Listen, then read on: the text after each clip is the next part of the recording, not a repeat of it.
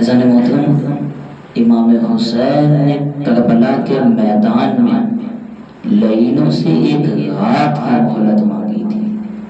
اس رات کو شب عاشور کہا گیا. کس لیے مانگی تھی عزیزان محترم؟ امام حسین نے کیا کہا تھا؟ ذرا اپنے ذہنوں کو کربلا لے چلیے. امام حسین نے کیا کہا تھا کہ میرے کو ایک رات کی مہلت دے. کس لیے؟ کہ میں اپنے رب کی عبادت کر سکوں. دیکھیے عزیزان محترم، انشاءاللہ آج کی جو گفتگو رہے گی وہ عبادت کے اوپر ہے، کیونکہ آج کی شب ایسی شب ہے کہ جس میں ہم کو چاہیے کہ زیادہ سے زیادہ اللہ کی عبادت کریں، کیونکہ ہمارا امام عبادت کر رہا ہے. عزیزان محترم، خدا کا شکر ہے اس وحدہ لا شریک کا کہ جس نے اس کائنات کو خلق کیا محمد والے محمد کے صدقے میں. دیکھیے عزیزان محترم، ہمیں خدا کا شکر ادا کرنا چاہیے کہ اس نے ہمیں اس قابل بنایا کہ ہم حسین کا غم کر سکیں.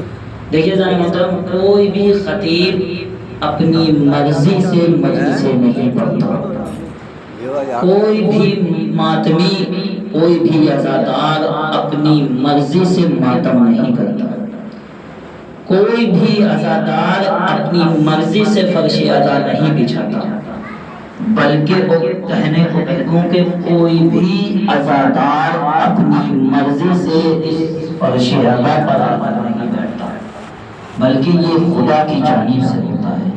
خدا ہر ایک کو منتخب کرتا ہے حسین کے غم کے لیے.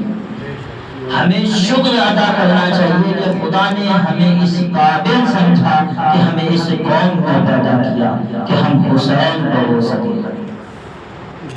ہمارے چھٹے امام ارشاد فرماتے ہیں کہ جس کے ساتھ اللہ نیکی کرنا چاہتا ہے تو اس کے دل میں غم حسین پیدا کر دیتا ہے، اس کے دل میں محبت حسین پیدا کر دیتا ہے، اس کے دل میں عشق حسین پیدا کر دیتا ہے. یہ حسین ہیں جو شب عاشور اللہ کی عبادت کر رہے ہیں. آپ غور کیجیے، اللہ نے انسان کو تمام شے پر اشرف المخلوقات بنایا ہے. ہر چیز پر اللہ نے انسانوں کو اشرف بنایا ہے، یعنی عقل دے کر اللہ نے عقل جیسی نعمت سے نوازا ہے تاکہ انسان غور و فکر کر سکے. اللہ نے انسان کو تمام چیزوں پر نعمتیں دی ہیں، یعنی تمام شے پر برتری عطا کی ہے، تمام شے پر افضلیت عطا کی ہے. بھائی انسانوں کو ذہن دیا، انسانوں کو عقل دی، انسانوں کو ہاتھ پیر دیے، انسانوں کو سوچنے سمجھنے کی قوت عطا کی. بھائی اس کا مقصد کیا ہے، اس کا مطلب کیا ہے؟ تو عزیزان محترم، اس کا مقصد صرف یہ ہے کہ عرفان امام، یعنی معرفت امام. بھائی انسان کو اپنی ذہنوں کو متغیر کرنا ہے، اپنی سوچ کو بدلنا ہے. اس کو یہ سوچنا ہے کہ بھائی جملہ سنیے عزیزان محترم، اس کو یہ سوچنا ہے کہ بھائی جب انسان کو اللہ نے تمام شے پر اشرف مخلوقات بنایا ہے، جب انسان کو اللہ نے تمام چیزوں پر افضلیت عطا کری ہے، تو وہی انسان جس کو اللہ نے اشرف بنایا ہے، جس کو اللہ نے اشرف المخلوقات بنایا ہے، تو بھائی اس کا امام کیسا ہونا چاہیے؟ سبحان اللہ سبحان اللہ، کیا کہنے، ماشاء اللہ.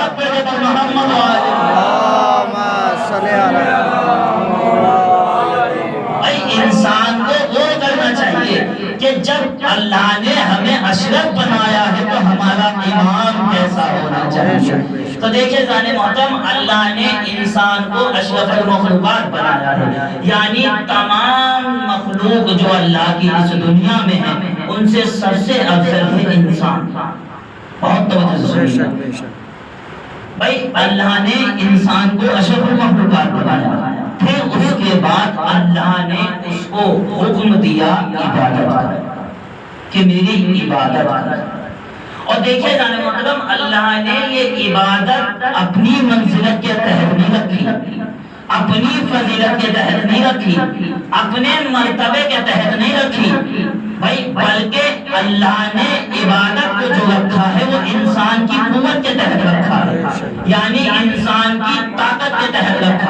بھائی جتنی انسان میں قوت تھی، جتنی انسانوں میں طاقت تھی، اللہ نے اپنی عبادتوں کو اتنا ہی واجب قرار دیا ہے۔ بھائی تھوڑا سا جڑ جائیے آپ لوگ میرے ساتھ۔ بھائی اللہ نے اپنی منزلت کے تحت عبادت کو نہیں رکھا، اللہ نے اپنی فضیلت کے تحت عبادت کو نہیں رکھا، اللہ نے اپنے مرتبے کے تحت عبادت کو نہیں رکھا، بلکہ انسانوں کی طاقت کے تحت رکھا، انسانوں کی قوت کے تحت رکھا۔ اور بھائی ہم تو ہم ہیں، ہمارے بعد بھی ہم تو ہم ہیں، بھائی اس کے لیے بھی اللہ نے عبادت کو اسی کی طاقت کے اعتبار سے رکھا جو یہ دین لے کر آیا، بھائی جو اسلام لے کر آیا، کون؟ رسول خدا۔ بھائی قرآن شاہد ہے، قرآن گواہ ہے کہ رسول خدا راتوں رات بھائی پوری رات عبادت کیا کرتے تھے اللہ کی۔ اور توجہ چیز اللہ کی رسول خدا پوری رات عبادت کیا کرتے تھے، بھائی اتنی عبادت کیا کرتے تھے کہ ان کے پیر مبارک پر، ان کے پیروں پر ورم آ جایا کرتا تھا۔ بھائی اللہ نے کیا کہا؟ اللہ نے کہا اے میرے حبیب، اے میرے رسول، اے میرے نبی، اتنی عبادتیں نہ کرو۔ بھائی کہاں بیٹھا تھا؟ اللہ نے کیا کہا؟ اے میرے حبیب، اے میرے نبی، اتنی عبادتیں نہ کیا کرو کہ آپ کے پیر مبارک پر، آپ کے پیروں پر برم آ جائے۔ بھائی اللہ اپنے حبیب کو ایک مقام پر اپنی عبادت سے روک رہا ہے، اللہ کثرت عبادت سے روک رہا ہے۔ بھائی وہیں پر ہمیں دوسرا مقام نظر آیا جو غدیر کا میدان کہلایا، 1.25 لاکھ حاجیوں کا مجمع تھا۔ بھائی 1.25 لاکھ حاجیوں کا مجمع تھا۔ اللہ نے کہا اے میرے حبیب، اگر یہ کام انجام نہ دیا تو کوئی کام انجام نہ دیا۔ بھائی اللہ کہہ رہا ہے اپنے حبیب سے، اپنے رسول سے، اپنے نبی سے، اپنے آخری نبی سے کہہ رہا ہے کہ اے میرے رسول، اے میرے حبیب، آپ اتنی عبادتیں نہ کیا کریں کہ آپ کے پیروں پر ورم آ جاتا ہے، آپ اتنی عبادتیں نہ کیا کریں۔ بھائی ایک مقام پر اللہ اپنے حبیب کو روک رہا ہے کثرت عبادت سے، اور دوسرے مقام پر اللہ کہہ رہا ہے کہ بھائی اے میرے حبیب، اگر یہ کام انجام نہ دیا تو کوئی کام انجام نہ دیا، اگر یہ پیغام نہ پہنچایا تو کوئی پیغام نہ پہنچایا۔ بھائی اس کا میٹر کیا ہے، اس کا سبب کیا ہے، اس کی علت کیا ہے، ہمیں کچھ ماجرا سمجھ میں نہیں آیا۔ ہم نے خدا کی بارگاہ میں اپنے دونوں ہاتھوں کو جوڑا، اور جوڑنے کے بعد عرض کیا اے میرے اللہ، اے میرے پروردگار، اے میرے مالک، اے میرے پیدا کرنے والے، اے میرے پیدا کرنے والے، تو اپنے حبیب کو ایک مرتبہ ایک مقام پر کثرت عبادت سے روک رہا ہے، ایک مقام پر کثرت عبادت سے روک رہا ہے، کہہ رہا ہے میرے حبیب اتنی عبادتیں نہ کیا کرے کہ آپ کے پیروں پر ورم آ جائے، اور دوسرے مقام پہ اسی حبیب کو، اسی نبی کو، اسی رسول کو کہہ رہا ہے کہ اگر تم نے یہ کام انجام نہ دیا تو کوئی کام انجام نہ دیا، یہ پیغام نہ پہنچایا تو کوئی پیغام نہ پہنچایا۔ یہ ماجرا کیا ہے، یہ میٹر کیا ہے؟ تو خدا کی آواز قدرت آئی گی، اے نادان تمہیں نہیں معلوم ہے، تم نہیں جانتے، نہ تو ہمیں عبادت میں تکلیف کروا رہا ہے اور نہ ہی تو ہمیں ولایت میں تاخیر کا صلوات پڑھنے والے محمد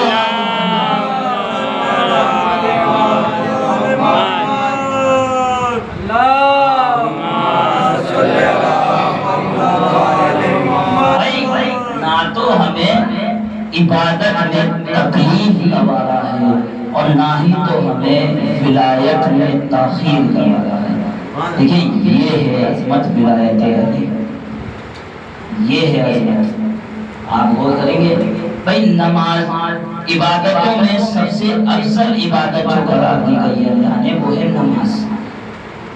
اللہ نے کہا کہ جس کی نماز قبول ہو گئی اس کے بقیہ اعمال بھی قبول کر دیے جائیں گے، اور جس کی نماز قبول نہیں ہوئے اذان محترم اس کے بقیہ اعمال بھی قبول نہیں کیے جائیں گے۔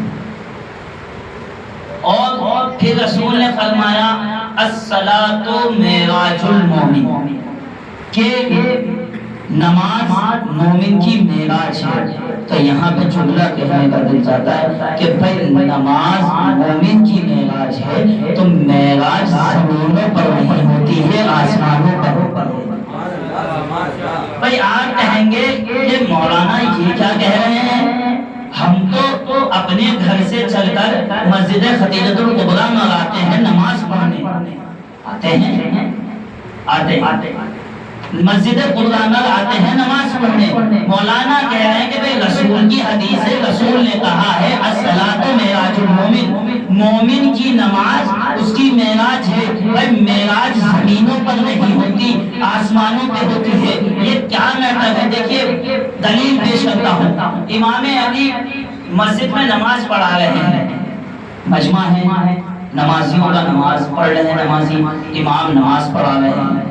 کیا دیکھا کہ ایک فقیر مسجد کے پاس آیا، دروازے پر کھڑا ہوا اور آنے کے بعد کہنے لگا کہ اے اللہ کے چاہنے والوں، اے اللہ کے بندوں، مجھے کچھ عطا کر دو اللہ کے نام سے۔ بھائی دیکھیں میں آپ کو ثابت کر رہا ہوں کہ معراج زمین پر نہیں ہوتی، معراج آسمانوں پر ہوتا ہے۔ بھائی امام نماز پڑھا رہے ہیں، مولائے کائنات ہیں، وہ امام ہیں کہ جس کی تلوار بھی 70 نسلوں کو دیکھ کر چلتی ہے۔ امام نماز پڑھا رہے ہیں، ایک فقیر آیا ہے، التجا کر رہا ہے کہ اے چاہنے والوں، اے اللہ کے بندوں، اے اللہ کی عبادت گزارو، مجھے اللہ کے نام پہ کچھ عطا کر دو۔ کوئی جواب نہیں آیا۔ اس نے پھر کہا کہ اے چاہنے والوں، اے اللہ کے بندوں، مجھے اللہ کے نام پہ کچھ عطا کر دو۔ بھائی کوئی جواب نہ آیا۔ جب کوئی جواب نہ آیا تو اس نے کہا کہ اے خدا تو گواہ رہنا، تیرے گھر سے جا رہا ہوں اور خالی ہاتھ ہو کر جا رہا ہوں۔ بھائی اتنا سننا تھا کہ مولا نے انگلی کا اشارہ کیا، فقیر آیا، انگوٹھی اتار لی۔ میں کہوں گا مولا اتنی دیر سے یہ فقیر آواز دے رہا تھا کہ چاہنے والوں، اللہ کے عابدوں، اللہ کے بندوں، مجھے اللہ کے نام پہ کچھ عطا کر دو، تب تو آپ نے انگلی کا اشارہ نہیں کیا، لیکن جیسے ہی اس نے اللہ کو پکارا آپ نے ترنت انگلی کا اشارہ کیا۔ تو مولا یہ کہیں گے کہ اے میرے چاہنے والے، تجھے یہ نہیں معلوم ہے کہ رسول کی حدیث ہے الصلاۃ معراج المومن، بھائی نماز معراج ہے مومن کی، اور بھائی معراج زمینوں پر نہیں ہوتی بلکہ آسمانوں پر ہوتی ہے۔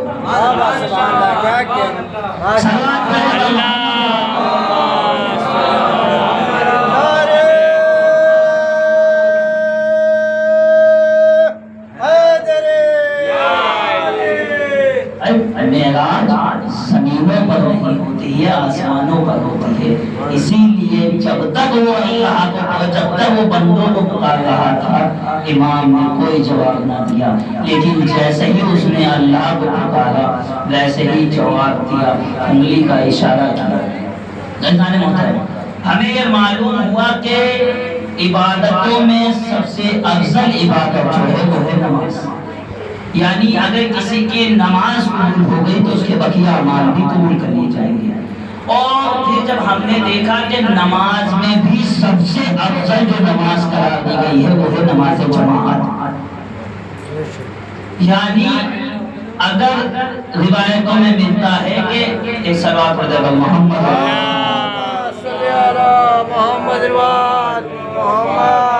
روایتوں میں ملتا ہے کہ اگر کوئی شخص اپنے گھر میں 70 رکعت نماز پڑھاتا پڑھے اور وہی شخص آ کر مسجد میں مسلمانوں کے ساتھ 1 رکعت نماز پڑھے تو دونوں نمازیں برابر ہیں، بلکہ یہ 1 رکعت نماز اس 70 رکعت نماز سے افضل تو ہو سکتی ہے لیکن کم نہیں ہو سکتی۔ تو محترم ہمیں یہ پتا چلا کہ نمازوں میں بھی سب سے افضل جو نماز قرار دی گئی ہے وہ ہے نماز جماعت، وہ ہے نماز جماعت۔ اور دیکھیے نماز جماعت کے لیے بھی کچھ قانون لاگو کیے گئے ہیں، کچھ قانون ہیں۔ یعنی قانون کیا ہے کہ بھائی یہ نمازیوں کے لیے نہیں ہے، یہ ان کے لیے ہے جو نماز پڑھاتے ہیں، یعنی ہم جیسے۔ کیا قانون ہے کہ بھائی جو بھی نماز پڑھائے گا وہ نماز جماعت جب بھی کوئی کرائے گا وہ اختصار سے کام لے گا، یعنی صرف اور صرف اگر وہ چاہے تو فقط اور فقط واجبات پر بھی اکتفا کر سکتا ہے، یعنی نماز جماعت کو زیادہ طول نہیں دینی ہے، بھائی جب آپ فرادا نماز پڑھیں تو آپ واجبات کو بھی دیکھیں، آپ مستحبات کو بھی دیکھیں، آپ ہر چیز کو دیکھیں، آپ نافلہ پہ نافلہ پڑھتے رہیں، لیکن جب آپ جماعت کے ساتھ نماز پڑھیں گے، جب آپ جماعت کے ساتھ نماز پڑھائیں گے تو آپ طول نہیں دیں گے، نماز کو زیادہ لمبی نہیں کریں گے۔ کیوں؟ کیونکہ اس لیے اس نماز میں جو تم اپنے گھر میں پڑھ رہے ہو یہاں تمہارے پیچھے کوئی نہیں ہے، لیکن جب تم نماز جماعت ادا کرو، بھائی جملہ دیکھیے، جب تم نماز جماعت ادا کر رہے ہو، نماز جماعت ادا کرا رہے ہو، وہ تمہارے پیچھے ہر کوئی جوان نہیں ہے، بھائی تمہارے پیچھے ہر کوئی جوان نہیں ہے بلکہ ضعیف بھی ہے، تمہارے پیچھے ہر کوئی صحت مند بھی نہیں ہے بلکہ مریض بھی ہے، تمہارے پیچھے ہر کوئی مقامی بھی نہیں ہے، مسافر بھی ہے۔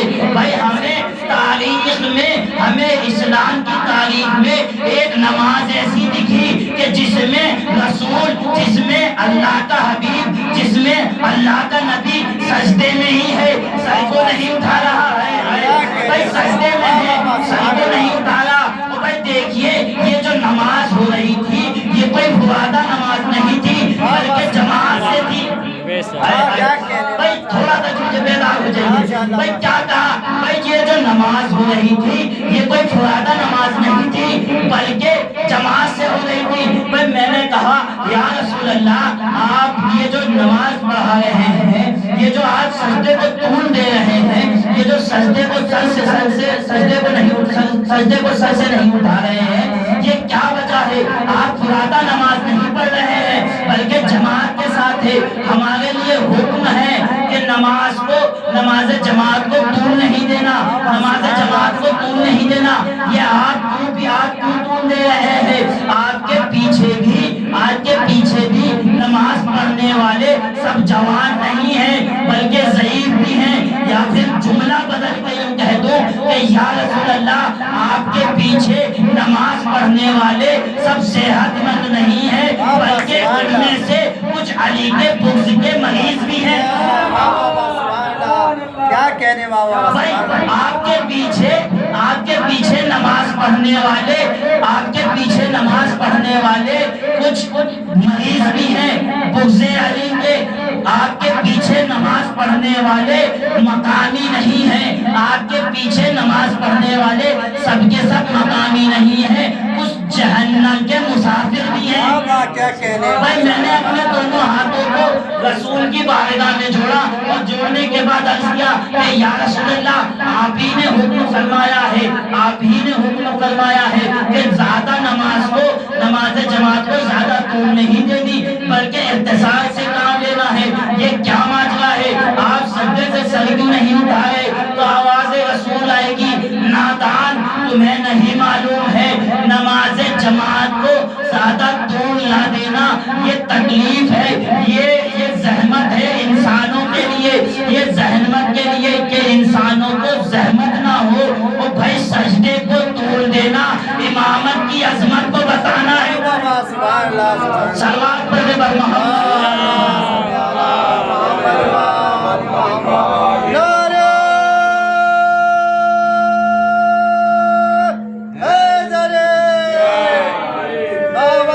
بلند صلوات۔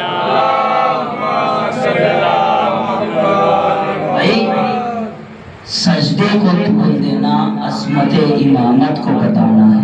دیکھیے اگر نماز جماعت کی اہمیت کو سمجھنا ہے، نماز جماعت کی فضیلت کو سمجھنا ہے تو ہمیں رسول کی بارگاہ میں آنا ہوگا، رسول کی بارگاہ میں آنا ہوگا۔ واقعہ سناتا ہوں آپ کو۔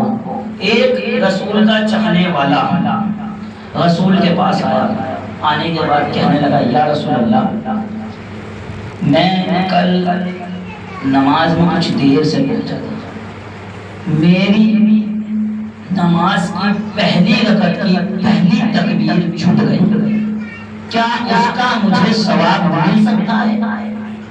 رسول نے کیا کہا؟ نہیں مل سکتا۔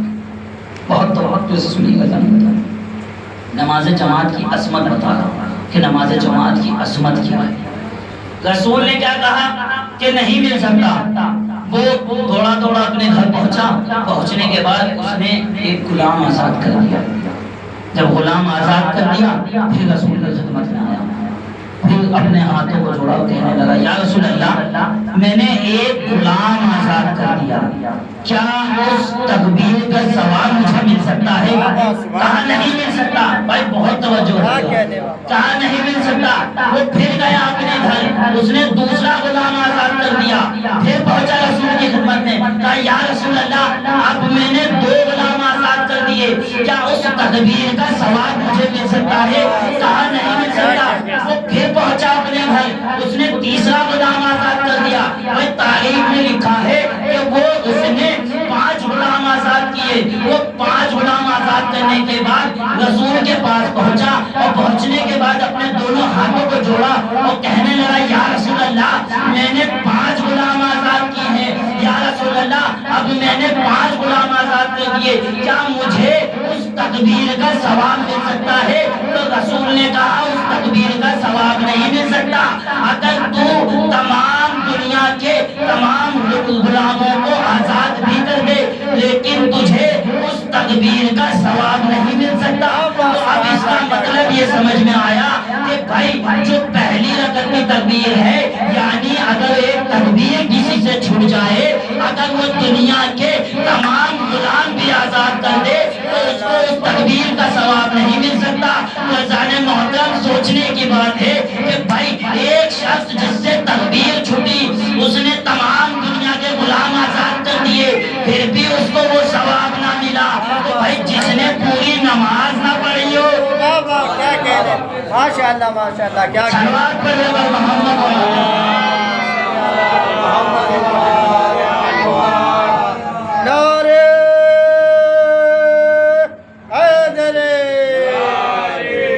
جس نے دنیا کے تمام غلاموں کو آزاد کر دیا ہو پھر بھی اس کو اس تکبیر کا ثواب نہ ملے, تو جو نماز ہی نہ پڑھے اس کا کیا عالم ہے.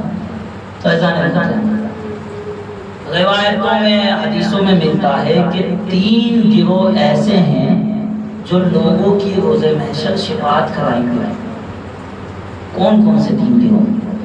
پہلا گروہ وہ ہے مؤذن جو کہلایا, یعنی جو مسجد میں اذان دیتا ہے. جو مسجدوں میں اذان دیتے ہیں ان کا گروہ ہے, وہ 80,000 لوگوں کی شفاعت کرائیں گے روز محشر. بہت توجہ سمجھنے کا.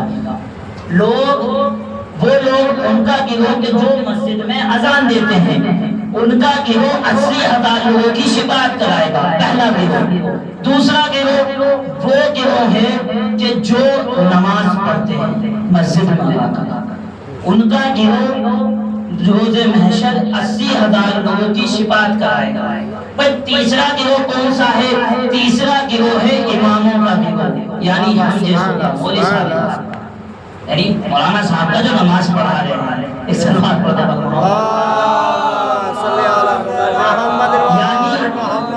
تیسرا گروہ ہے پیش امام کا گروہ, جو نماز کو ادا کرائے لوگوں کو.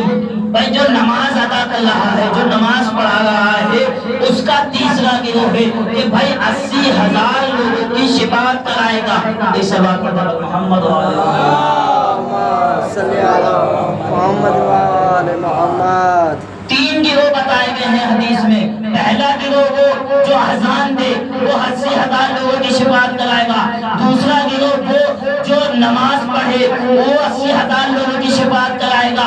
تیسرا گروہ وہ جو پیش امام ہے وہ 80,000 لوگوں کی شفاعت کرائے گا. تو بھائی جملہ سنیے گا, جملہ سنیے, جملہ آپ کو ہدیہ کر رہا ہوں کہ بھائی ایک عام امام جو امام نماز کہلایا ہے, جو پیش امام کہلایا ہے, وہ روز محشر 70,000 80,000 لوگوں کی شفاعت کرائے گا. تو بھائی اس امام کا کیا عالم ہوگا جو امام متقین کہلایا ہے. سبحان اللہ سبحان اللہ, کیا کہہ رہے ہیں.